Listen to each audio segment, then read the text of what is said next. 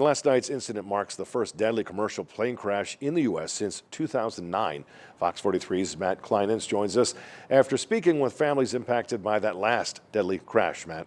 Yeah, that's right, Evan. Nearly 16 years ago, a Continental Connection flight crashed into a home as it was preparing to land in Buffalo, New York, killing all 49 people on board. I spoke with a woman whose husband was on that plane. She says she's heartbroken to see more families go through the same pain she went through.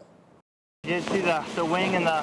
February 12th, 2009, a date that will forever live with Robin Tolsma. Somebody asked me today, well, does this open a wound? I said, the wound never closes. As recovery efforts continue for the victims of American Airlines Flight 5342, families in Buffalo, New York are reminded of Continental Flight 3407 that crashed nearly 16 years ago. Robin Tolsma's husband, Darren, was coming home to her and their 2 kids after a business trip in New Jersey. He was supposed to be scheduled on a later flight, so he was asking me to look up flights to get home earlier because he wanted to be home earlier. Darren's flight was just 7 minutes from landing in Buffalo when an aerodynamic stall caused the plane to crash into a nearby home, killing all 49 people on board. Robin says her kids were tracking the flight right before they went to bed. She received a text about the crash early the next morning. This aircraft was 5 miles out, and all of a sudden we have no response to that aircraft. I got up. It was at 4:20 in the morning. Now, the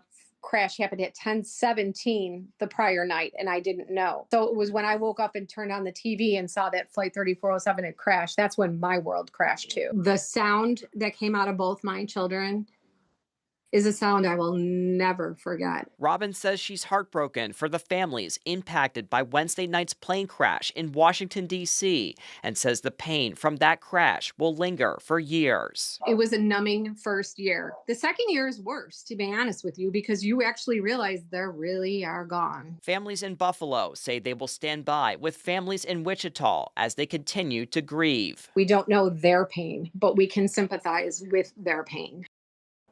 Now, Robin and the other widows from that crash turned their grief into action by forcing Congress to overhaul the required training for pilots. Evan? Well, you can certainly hear a lot in her in that reporting, Matt. So certainly it's tragic to hear about the pain and loss. A lot of folks feeling it. Kansas, Buffalo, around the country today. Is there any effort being made by those folks that you talked to deal with or connect with the grieving families in Wichita?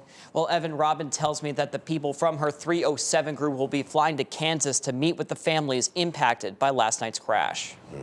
All right, Matt Kleinens, thank you so much.